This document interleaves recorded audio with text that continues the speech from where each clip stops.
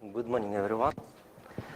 My name is Ilfak Guilfanov, and I will be speaking about IDA Pro and digital security.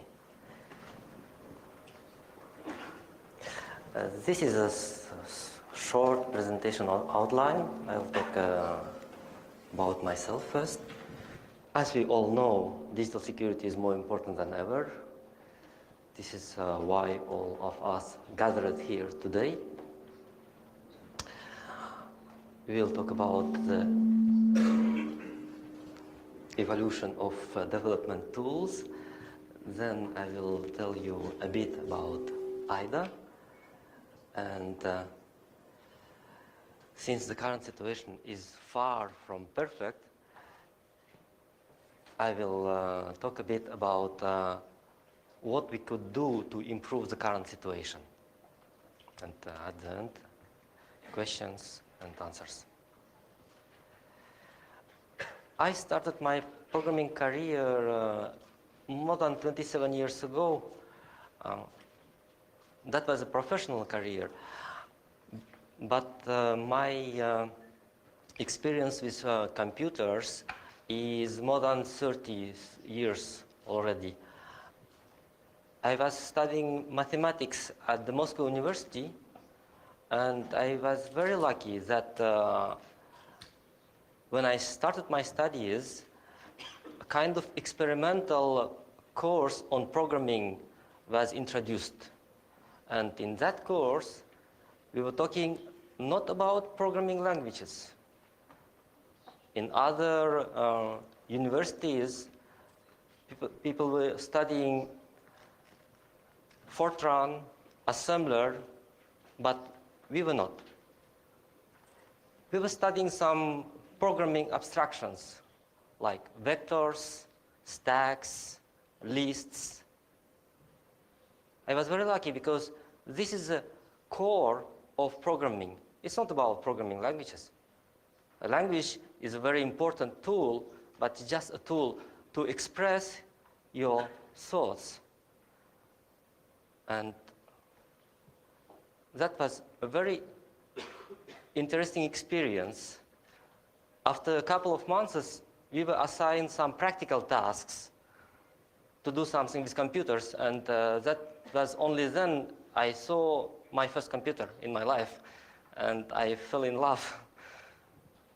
It was amazing because computers were much slower than today, much less powerful, but not less interesting. And since then, I was always trying to write better code, and that's why I became a software developer. And today's talk, it won't be about, it will be from the point of view of a software developer. I am not a reverse engineer. I know that in many conferences, many presentations are about vulnerabilities, that someone found this or that vulnerability. I am on the other side of the barricade, we can say so. I am the one that creates vulnerabilities. All zero-day vulnerabilities are created, after all, by software developers. And you can blame us that we are not doing our job well enough. But the truth is that the task is extremely difficult. This is why we still continue to create vulnerabilities and bugs and so on. But I believe that we should strive to improve our coding practices. We should try to make our lives better by writing more efficient and more robust software. And I'm the author of IDA Pro and the decompiler. And the talk is, we'll talk about a lot about IDA in our talk. And I'm the founder and the CEO of Hexrace. Well, CEO is just a word because I still love programming and I still love to develop software. Well, you all know that digital security is more important than ever. if you talk about how was the situation 25 years ago, there was no connectivity. I remember that the first time I saw the word network, I'm not a native English speaker, and network was something, an unknown word for me. I could not decipher its meaning because I was not aware of networking. It was not really existing at that time. 10 years ago, we were already connected, but not as much as today. Our computers would be connected using dial-up lines, but now, today, all our computers, and not only big desktop computers, but other stuff like smartphones, NAS, storages, devices, everything is connected 24 hours. This is why we are powerful. This makes them powerful, but at the same time, it makes them vulnerable at the same time. And again, if you talk about how was the situation 25 years ago, there was no information, much information on our computers. Personal computers were just entering our homes, and we mostly were keeping only text files. Then we started to keep photos, videos, and now much more personal and sensitive information is stored there, like medical records, bank account information, and so on and so on and so on. That's why the digital security is more important than ever. As we all know that the current situation is far from perfect because most of our software has vulnerability holes. And when software has a vulnerability hole, the end user usually cannot do much about it. Because sometimes he can just turn off a service, but most of the time, either he cannot do anything, or what is even worse, he is not aware of the problem. And these problems are due to design flaws. I remember that 25 years ago, we were happy that it just works. We were not caring about the security. The word really was not applying to computers at that time. So the software is designed just to work. Second thing is that even if the design was good enough, there were some buggy implementations because we are human beings and we make mistakes, we introduce bugs. Then the notion of testing, it was not that widespread. Software is tested much less than before, today. And over the time, all of this changed. And now the requirements are much higher, but unfortunately, many of our software developing procedures and attitudes are still the same.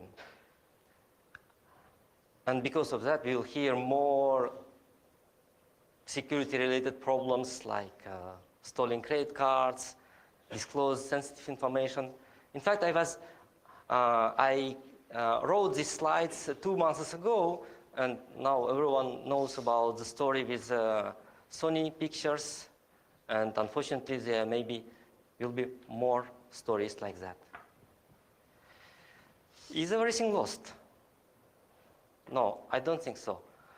I think that the situation is improving over time. In fact, our software improves.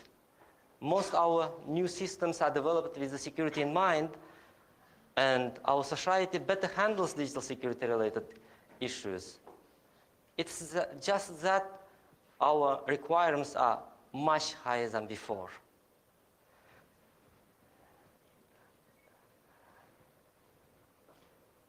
If you compare how the situation was in the past and today, it's the difference is enormous. First of all, our development methods are constantly improving. Compilers become better over time. I remember the very first compilers would not even issue any warnings, not even talk about static analysis, or anything like that. We have more compilers. They are more robust than before. The programming languages themselves, they become better. And for example, C++ had no templates initially, and now there are templates. We have more languages, Python, C#, and so on and so on. We have better programming paradigms. I remember that when we were studying this programming course, we were not talking about security at all. We were talking about making things work, and that's all. And later, different paradigms like defensive programming, different design patterns appeared, and hopefully we will use them more and more often. We have better software revision systems. Before it was not existing neither. And agile programming, pair programming. If you are into software development, and you must know all these, I would say buzzwords, but they are very, very useful buzzwords. Another aspect is that now we are talking about analyzing our software and testing it much more seriously than before. 25 years ago, there was just an utility called lint. It was issuing some warnings about your code, saying that this construct is not that good, or that one looks suspicious. And by the way, this utility still exists, but unfortunately, it's quite limited. And now we have testing frameworks, more powerful debuggers, fuzzers, let's say, memory analyzers. For example, we have Valgrind, and many, many other things. And because of that, because our development tools were not adequate, it was very, very hard to develop software 20 years ago. I took this table from Wikipedia, and you see that in '93, the whole operating system, Windows, was only 4 to 5 million lines of code. But I think that it was a big team of programmers working on that number of lines. My table ends at 2003.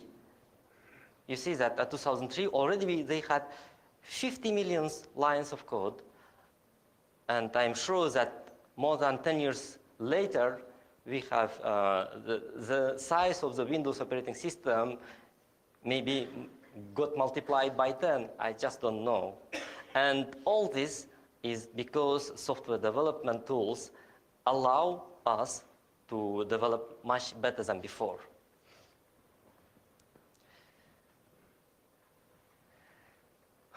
Another reason was that computers were slower.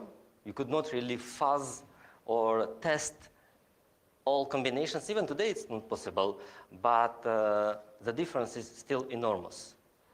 There was no memory protection to isolate different applications from each other. So if an application misbehaved, it would take down the whole operating system with itself. So let us take a small tour, and I will start with the utility that every programmer needs. It's the editor called ed. This is an editor that does not display the whole text on the screen. Maximum it can display one line at a time. Yet it was considered very powerful tool at that time because it has regular expressions, and it was even programmable. And because of that, even today, many Unix distributions still included and still can be used. Naturally, nobody will use such an editor anymore. When I started to program, I started with VI. It was already a big improvement over ed, but still it was inadequate for programming. You can imagine that using such an editor, you cannot go very far. Compilers were not producing warnings or very little. Some of them could even produce buggy code. I remember that I think that I stopped having special workarounds for compilers maybe 10 years ago or even less. No, even today we have some kind of workarounds because some of them can still produce buggy code. But before it was really, really bad. The code optimization was not good and the computers were slow. So we were always thinking about how to improve the situation, but by manually optimizing our code. Despite of these things, I still consider compilers as compiler writers as semi-gods because they do something amazing. And then Turbo C compilers from Borland arrived. As the name implies, they were much faster than others. The name Turbo means fast. The same company Borland, they also gave us the Turbo debugger. It has a very nice user interface. It was powerful, robust, can display the source code. Today, you take all this stuff for granted. You say, we have all of this stuff. But before, in the past, it was not the case. I was using Turbo Debugger most of the time because I'm a software developer. But many others were using SoftEyes. It is a system-level debugger. It was very powerful, and because of its popularity, it can be considered as a disadvantage because some programs were using anti-debugging tricks, anti-SoftEyes tricks, just to prevent from being debugged, so they cannot be debugged. As a software developer or just as a computer person, we will using debuggers very often. First of all, to find bugs, but second, to gather some knowledge, to collect some knowledge. It's always like that. It's impossible to find documentation for everything. There are always some undocumented things with computers. Some obscure hardware device, a driver, or a specific algorithm, or even a virus. Viruses were already existing 25 years ago, but they were primitive compared to today's viruses and much less harmful. At the beginning, debuggers were enough to analyze them, but as the viruses grow, programs, as they grow, debuggers were not enough. And at that time, we needed something more powerful, a disassembler. A disassembler is a tool that takes a binary file and converts into an assembly listing. A very simple disassembler can be written, let's say, within a few days. The only thing that if you want to make a disassembler really powerful, you have to implement some algorithms to analyze the program, to maintain the cross-references, to assign meaningful names to addresses and data, and so on, and so on, and so on. And surprisingly enough, such a program at that time existed. It was called Sorcerer. It was a really great tool. For a newcomer, it was like magic. It would tell apart code from data. That's surprising because this problem in general cannot be solved. It's unsolvable in general case. This assembly would also assign meaningful names, and it would add comments to the listing. And it was multipass. It was making multiple passes over this binary file, finding more and more information, and in order to produce nice, meaningful listing. And this multipass feature, it was its disadvantage because it was taking time. It was, usually I had to run the disassembler and sit down and wait until it stops. And with a big program, it could take even, let's say, hours or even days. And what is even worse, that sometimes it could misidentify code or data. And then, if something went wrong, you have to restart from scratch. And this is very, very annoying.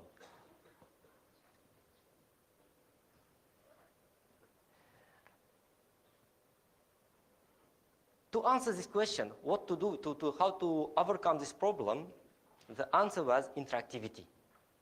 To make the disassembler an interactive program, so the user presses a key, and the disassembler immediately modifies the program representation and shows nicely everything on the screen.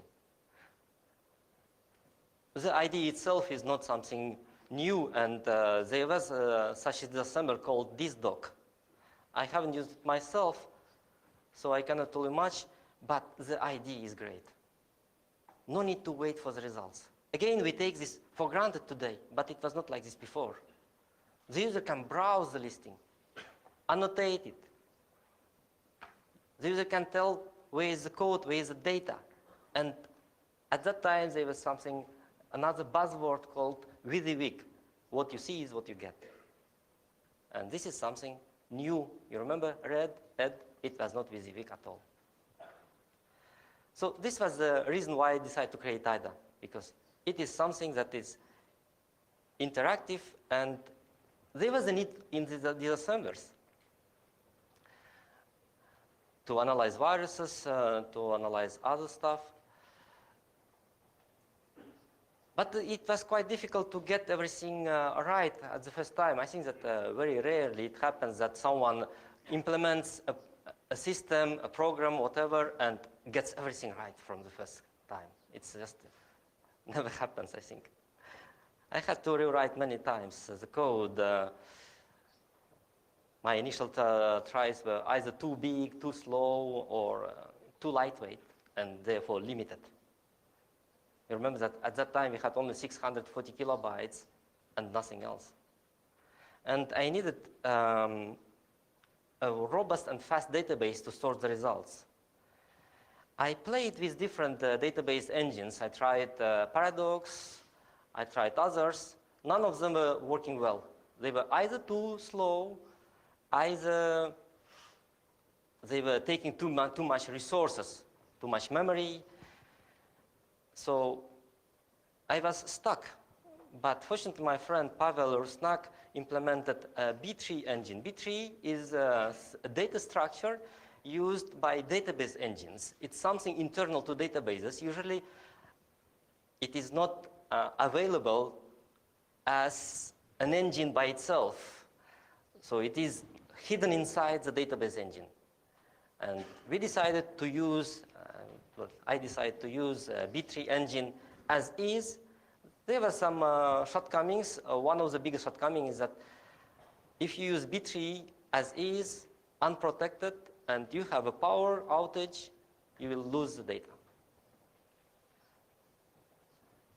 IDA still has, well, we added some workarounds to fix the problem, but overall, it was working quite well, and that's why I decided to use this database engine, and this is the engine we still use in IDA. It took me 6 months to implement the first version, 0.1. It looks ugly, especially from today's standards, but it was working. And it was interactive.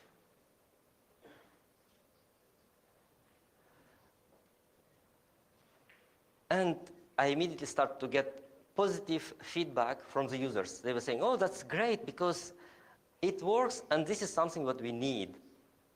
And that was the main reason why I decided, okay, this is something interesting. I will continue to work on it. Even if as a hobby. It was a side project. I liked to implement the stuff, but it was not something commercial yet. I was just doing it for my fun. And I was much younger at the time, and young people tend to innovate much better than others. The next version, 2.09, appeared in 94. You see that it took 3 years to implement something new. The engine inside the disassembler was the same as before, but the user interface was much better. It was using TurboVision library from Borland, and it was quite a big program for that time. It was already 500 kilobytes. 500 kilobytes, you cannot fit that much code into a PC memory. You remember you had only 640, and you have to give almost 100 to the operating system. Then you end up with 40 kilobytes for data. You remember that it's 400 kilobytes for code. So it cannot fit the memory. And because of that, it was overlaid. It was loading one part of the program to the memory, executing it, then loading another part of the program to the same place, executing something else. It was slowing things down, but making it possible to work at least. And because of that, I was saving every byte. All strings were stored on the disk, and every time a string needs to be displayed, it was read from the disk. It was slow, but it was working. Then the next version was 3.5. It was released in the 96. It already had loadable modules, different processors. By the way, again, when I say loadable module, you think about DLL, dynamically loadable library. But at that time, MS-DOS did not support them. Compilers were not supporting them, so I had to implement everything myself. I had to implement something that implements these loadable modules. Well, anyway, there were many other releases. I don't mention them now because not to bore you. Initially, I had very ambitious plans for IDA.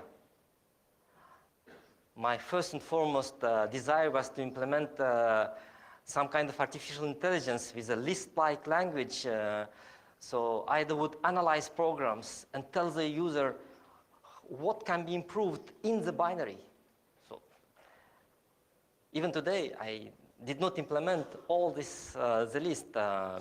Second point is building a binary program optimizer, using IDA for binary translation. So you take a binary file for one processor, IDA takes it and converts into a binary for another processor. Yeah, the plans were ambitious, but they were not implemented because of the users. I don't blame the users because they are the driving force after, for IDA, because they have positive feedback. That makes it, that makes me tick, that makes me implement new things. But all these plans were not implemented. And maybe someone else later in the future will implement them. In 1996, I was very lucky to encounter Mr. Pierre van de Ven from Belgium. He got interested in IDA. And his contribution cannot be overestimated because with him, we converted my hobby project into a commercial product. One of the first things he convinced me to do is to create a graphical version of IDA. I was saying, no, I worked with punch cards. And the text version is good enough. No need to anything else, because if you compare punch cards and text mode is great. But the new generation of users, they prefer to use a graphical user interface, and it seems that a new generation will need something even better than three-dimensional graphical user interface, whatever. It always pays off to have a nice user interface. By the way, Pierre found the lady we use for IDA logo. It's Madame de Maintenon. the lover of the second wife, or the lover of the French king, Louis XIV, Louis XIV. With Data Rescue is the company that was commercializing IDA. I was not working on IDA alone anymore, because it was turned into commercial product. We had more people. I just want to mention two more names. It's Eric Landuit and Laurent Sansonetti. They were young guys that improved IDA a lot as well. We improved IDA a lot. We added the graphical user interface. We added a debugger. Initially, it was just disassembler. We added navigation band. Our user base grew over time. We were always growing. And we released many new versions of IDA.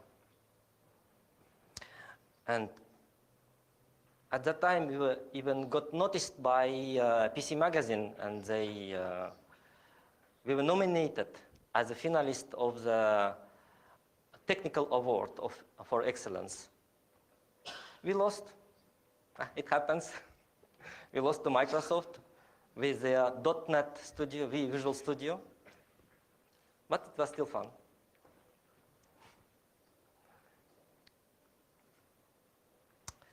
At that time, one of our biggest problems was piracy. We were receiving maybe more messages from pirates than from legitimate users. Now it's different. Now we don't care. But at that time, we were caring, and we were trying to help everyone. But pirates, they were just eating our time and resources.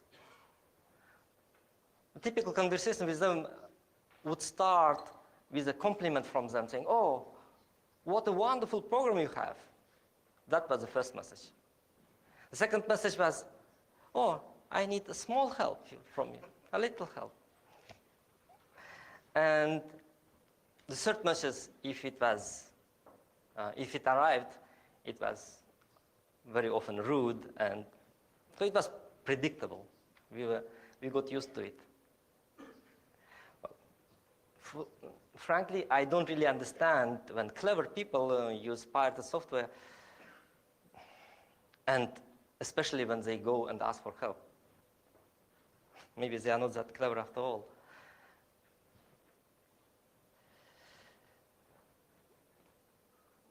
Yeah, the piracy was quite a big problem in 2006. For example, this is a map of all the locations we received on our server.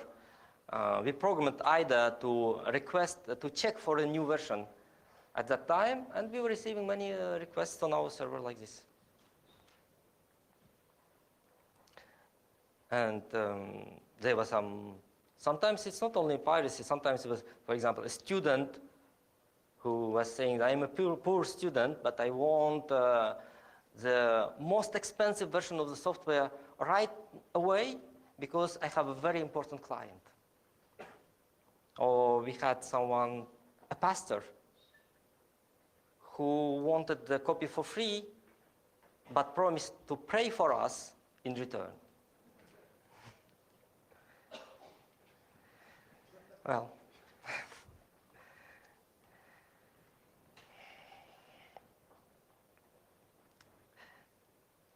IDA itself was a good thing, but it was just producing disassembly listing, and to use it, you need to be a specialist to be able to read assembler code, to modify it, to know a little bit how compilers work.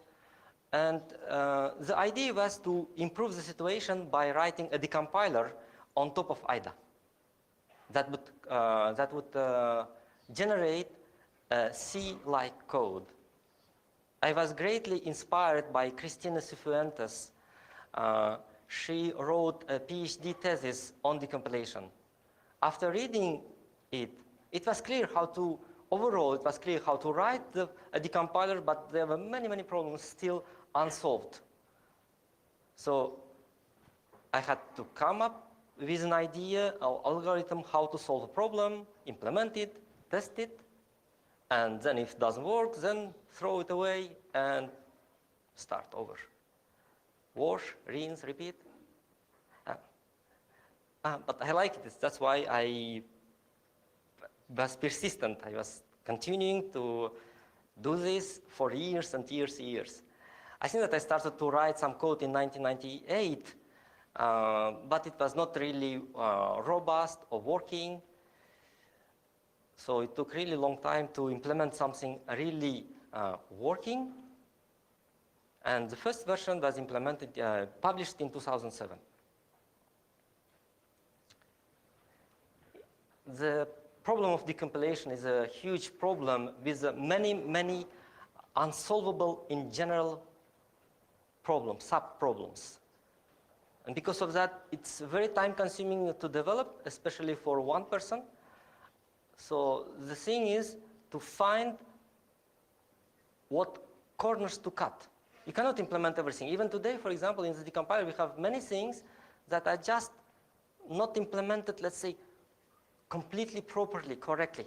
There are some stuff that is, okay, it's not that great, it can be improved.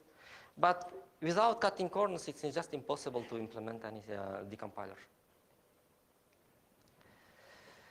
Unfortunately, Pierre decided to quit in 2007, so I had to continue alone. We are still in France. It was maybe pirates, it was maybe other reasons, but I had to continue alone. I founded Hexrace, and Hexrace quickly became a strong and passionate team about that we do care about our code. We try to publish as bug-free as software as possible, and we do care about our users. I think that this is the main reasons why our software is the most popular.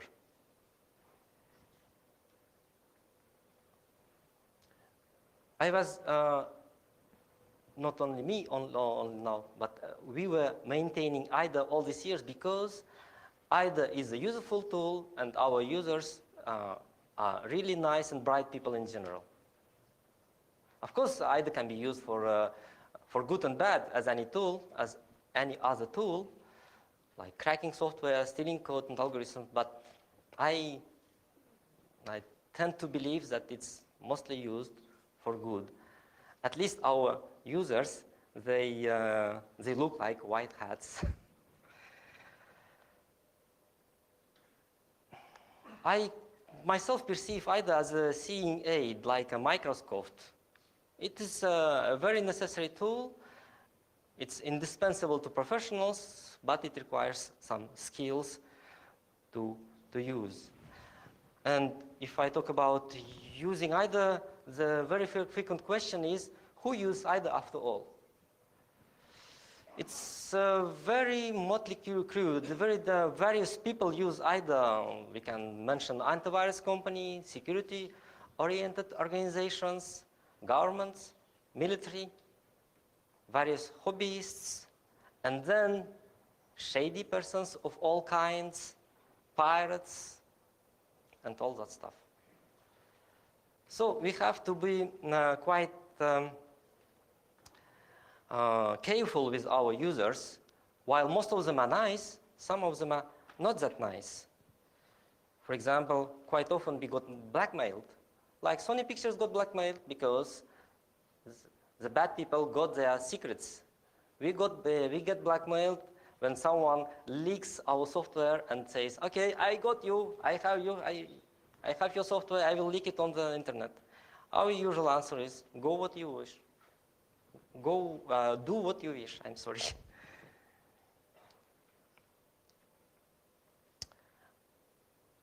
I wanted to make a slide with the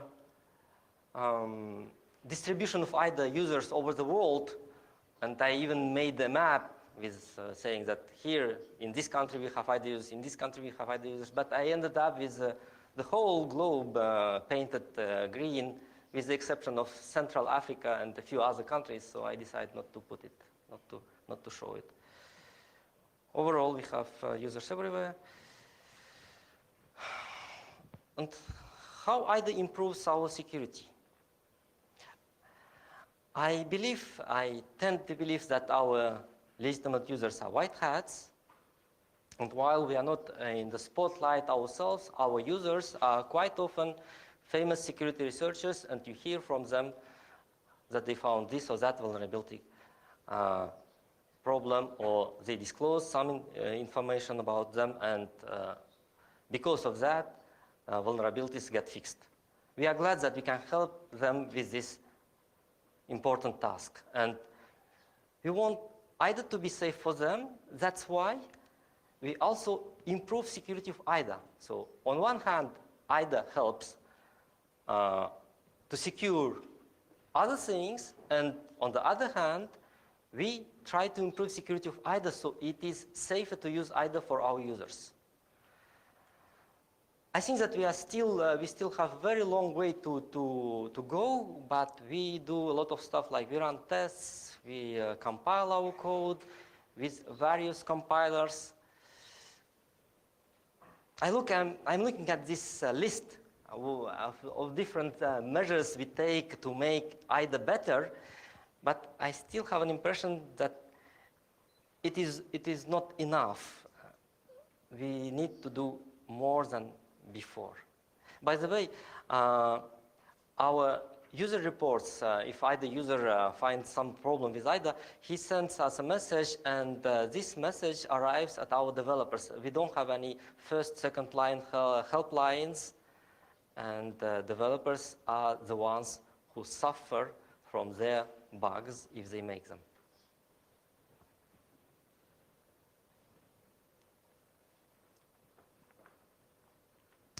We try to improve our coding style. We keep adding more test cases, and so on, so on, so on. I think that the last couple of years we were really focusing on improving our test cases a lot. But our resources, as any other company's resources, are limited, and we cannot test all configurations. This is the reason why we run our own bug bounty program. The idea is very simple. If you find a bug in IDA, we'll pay you bounty. I'm glad that many other companies follow the trend, and they do the same thing, and the bug bounty programs become more and more widespread. Naturally, a bug bounty program is not a silver bullet, and it will not solve all our problems, but it is still a good idea because it helps to find new bugs in the software. I think that we released more than 20 different vulnerabilities. We fixed them, and we published the fixes. We try to be fast. I think that software developers should take these vulnerabilities as seriously as possible, and just maybe switch the tasks. If you don't have enough software developers to fix vulnerability bugs, well, then let them fix bugs first, and then only then return to their normal routine work. I know that the usual turning around time is counted by months, 1 month, 2 months, 3 months, but software vendors should try to be faster than that. We are a small company, and our testing cases are not that big, of course, compared to others, but we try to publish a fix within 5-7 days, if possible. We understand that it's not possible for bigger companies, for example, with millions lines of code and so on. By the way, we have 1.5 million lines of code in IDA, I think, now. And sometimes we even pay the bounties for memory corruption bugs, even if there is no proof of concept code. Because if it's memory corruption, maybe it can be exploitable, so we cannot exclude this. We better fix it, and we better thank the researchers who found the bug. I think that this is the correct attitude towards vulnerability bugs. Otherwise, it's just waiting for something bad happened. Okay, it happens not to us, it happens to our users. But in the long run, I think that not caring about your users will affect the bottom line.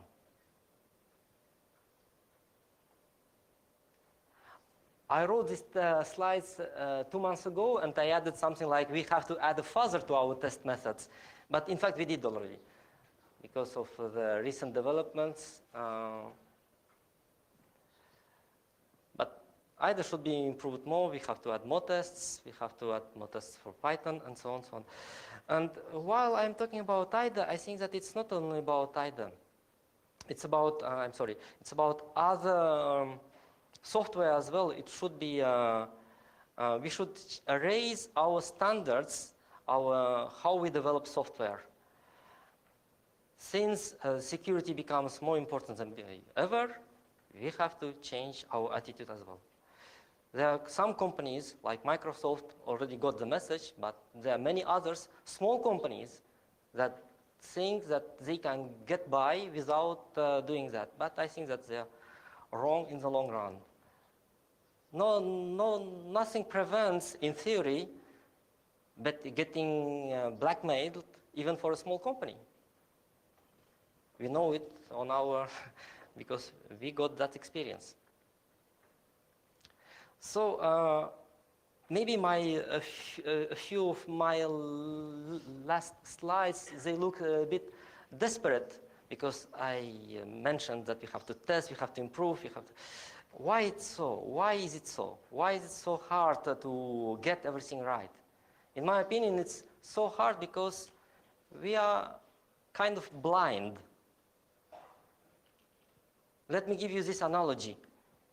We are trying to make a watertight vase, pot, whatever, but we are blind, so we don't see where are there any holes or not. So we have to palpate it with our fingers and to see if there are any holes. And unfortunately, we miss them, and the liquid will leak out. So this is the same with security. As humans, we are not capable to foresee all the consequences of our algorithms. So we need some external help, we need some tools, and I think that computers can help us here. So we have to automate testing. I wouldn't say goes that far that to say to automate programming. I remember that 15 years ago it was quite in the fashion. The people were talking about fourth generation languages, saying that computers would write the programs themselves and they execute them themselves. Unfortunately, it didn't work that well because we still have to program computers ourselves. Maybe it will happen, but I don't think that it will happen right now. But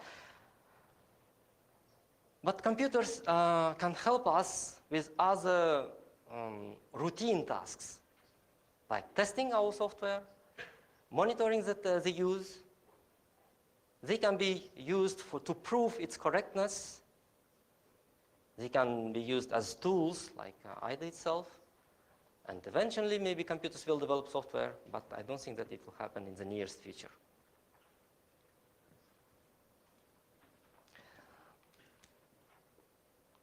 The things I'm talking here, I think that they apply to all companies, all software development companies, not only to us, that if you want our digital environment to be safer, we have to take these points seriously and to test our software. Unfortunately, it's impossible to test all possible cases. There are just too many of them. But it's not an excuse to say, okay, we don't test anything. So you have to test. Testing must be continuous. So we continue, we have dedicated computers that would test our software. And I think that these steps must be done by all companies, big or small, it doesn't matter. We have to think as an attacker, as a malicious person who wants to attack our software. And so we have to attack it ourselves. We have to try to find the possible vulnerability holes in it. And each time we find a new bug, we fix it, we add a new test case. And as many others say, write a test case before fixing the bug.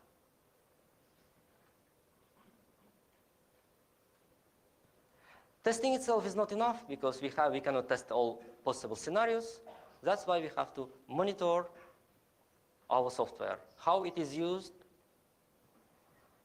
Sometimes the environments change, and the software that was not vulnerable today becomes vulnerable tomorrow because something in the configuration changes.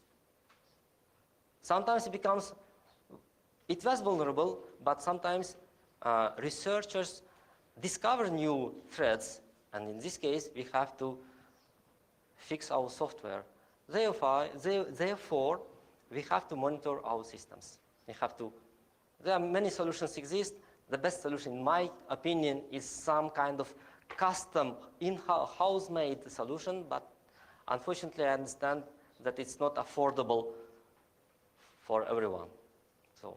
But at least we have to use some ready-to-use solutions, at least.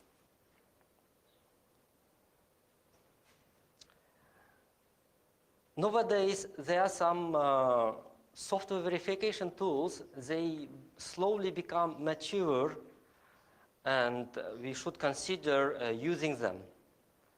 We should consider switching from old languages like C++ to better languages. C++, it's a great language. It's one of the most powerful languages, but it has many shortcomings that will stay with it for years. So maybe it's better to use other programming languages. Sometimes we can use code generation tools to avoid stupid human mistakes with our code.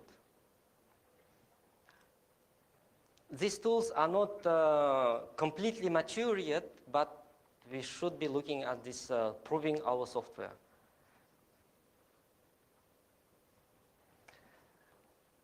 And that's all. Thank you for your attention. Do you have any questions?